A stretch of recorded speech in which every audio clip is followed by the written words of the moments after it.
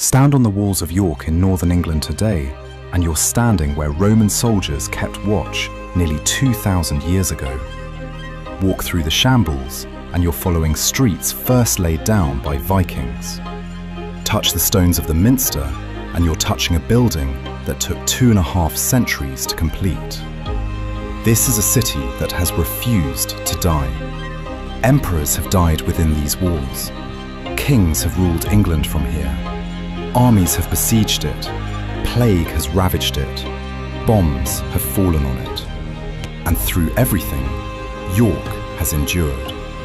What you're about to see is different from any history documentary you've watched before. Using advanced AI techniques, we've transformed centuries-old engravings and faded photographs into living, breathing scenes. You're not just going to learn about York's past, you're going to see it as it actually was. This is the story of York. 30 minutes, 2,000 years. Let's begin at the beginning.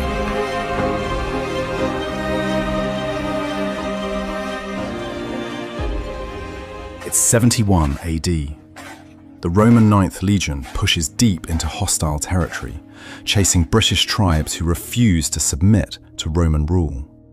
They reach a strategic point where two rivers meet, the Ouse and the Foss, and there they stop.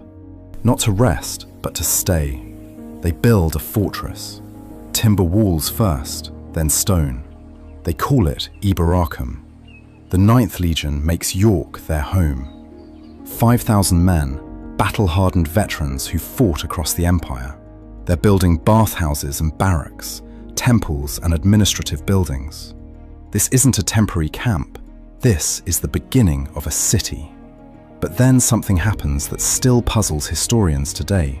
Sometime in the early 120s, the 9th Legion vanishes. 5,000 soldiers, their standards, their records, all gone from history. Where they went, we may never know. The 6th Legion arrives to replace them, and they remain in York for the next 3 centuries. Iberacum isn't just a frontier fort anymore. It's becoming something far more important. In 211 AD, Emperor Septimius Severus arrives in York after campaigning against the Scots.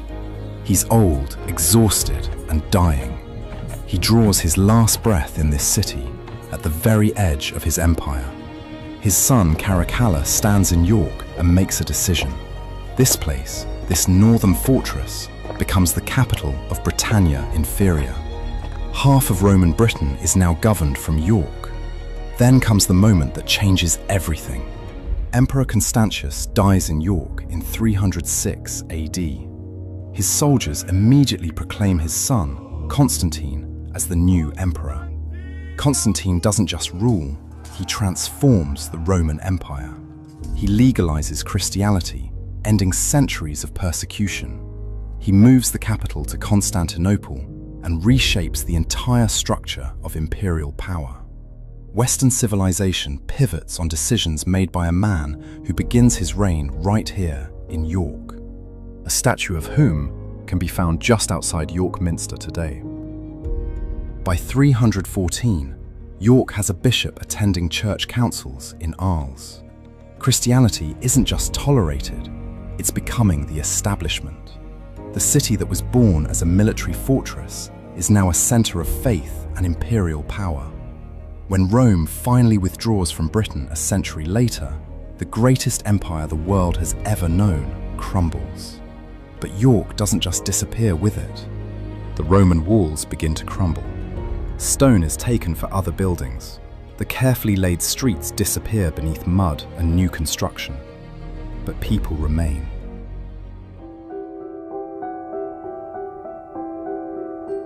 The Anglo-Saxons don't conquer an abandoned city. They inherit one, transform it, and make it their own. Iberacum becomes Eoforwic. For 2 centuries, York adapts to the post-Roman world. Then, on Easter Day in 627, King Edwin of Northumbria, a pagan warrior who spent his life fighting for power, walks into a small wooden church in York and allows himself to be baptized. One man's conversion might not sound like much, But Edwin is a king. When kings convert, kingdoms follow. Christianity spreads across Northumbria like wildfire, and York becomes its epicenter. The small wooden church where Edwin is baptized will eventually become the Minster, but that transformation will take centuries. By 735, York's bishop has been elevated to archbishop. York is now on equal footing with Canterbury. England doesn't have one Christian centre anymore. It has two, and York is one of them. And then the city produces a mind that will shape European thought for generations. Alcuin becomes master of the York School in 778. Under his guidance, it becomes one of the most respected centres of learning in Europe. Monks travel from across the continent to study here. When Charlemagne needs someone to lead education across his vast empire, he chooses Alcuin from York. This is York's golden age of learning. While most of Europe struggles in the darkness after Rome's fall, York keeps the lamp of knowledge burning. But across the North Sea, other men are building ships and sharpening weapons. They've heard about the wealth of English monasteries, the gold in the churches, the riches waiting to be taken. They're coming, and nothing will stop them.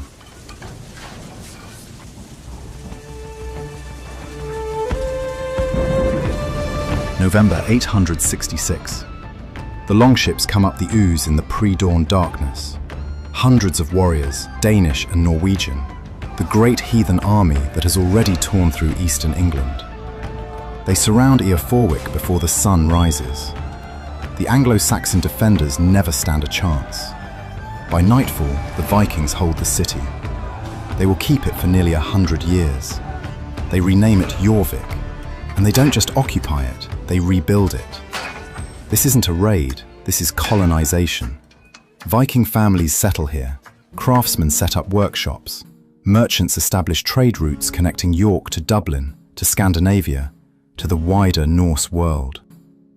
Archaeological digs at Coppergate in the 1970s uncover Viking streets so well preserved that leather from their workshops, wood from their buildings, even seeds from their gardens survive 1,000 years underground. Jorvik becomes one of the most important cities in the Viking world. At its height, it may be home to 10,000 people, massive for the time. They mint their own coins here, bearing the names of Viking kings most people have never heard of. The city hums with industry, metalworkers, jewelers, woodcarvers, leatherworkers, all plying their trades in the narrow streets. But Viking rule is unstable, violent. Kings rise and fall. The last one has a name that tells you everything you need to know about Viking culture. Eric Bloodaxe. That's his actual name, earned through brutality. In 954, Eric is killed in battle, and the Viking kingdom of York dies with him. For a brief moment, York is simply English again. The Anglo-Saxons reclaim their city, but that peace lasts exactly 1 century. 1066, the year that changes English history forever. Norwegian Vikings come first, trying to reclaim what their ancestors lost. King Harold Godwinson marches north and meets them at Stamford Bridge, just outside York. He crushes them utterly.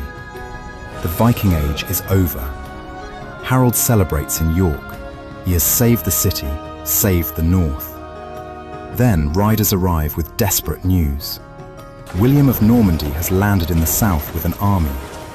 Harold has to march back immediately.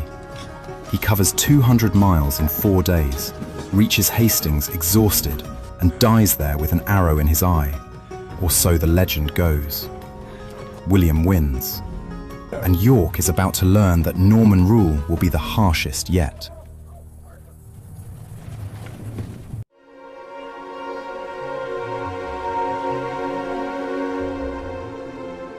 William of Normandy, later known as William the Conqueror, rides into York in 1068.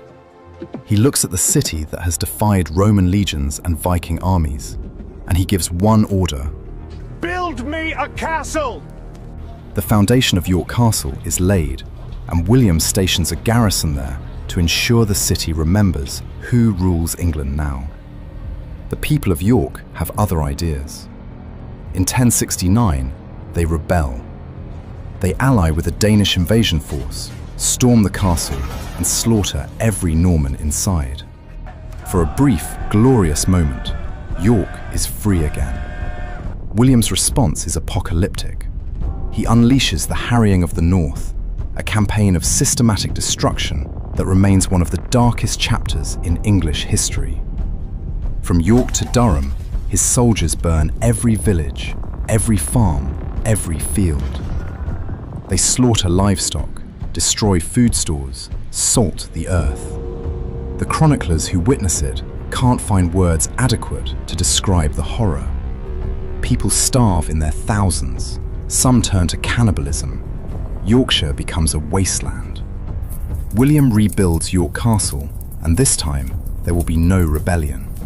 The message is clear: defy me, and I will turn your world to ash. But life continues. Slowly, painfully, York recovers. Trade resumes. The Minster begins its transformation from timber Anglo-Saxon church to stone Norman cathedral. And York gains something unexpected: a saint. In 1153, Archbishop William returns to York after years of exile. The city turns out to welcome him home. So many people crowd onto Ouse Bridge to see him that the bridge collapses, hurling hundreds into the river below. And then the miracle. Not a single person dies. William's tomb in the Minster becomes a pilgrimage destination, drawing visitors from across England. But 1190 brings a horror that stains York's history to this day.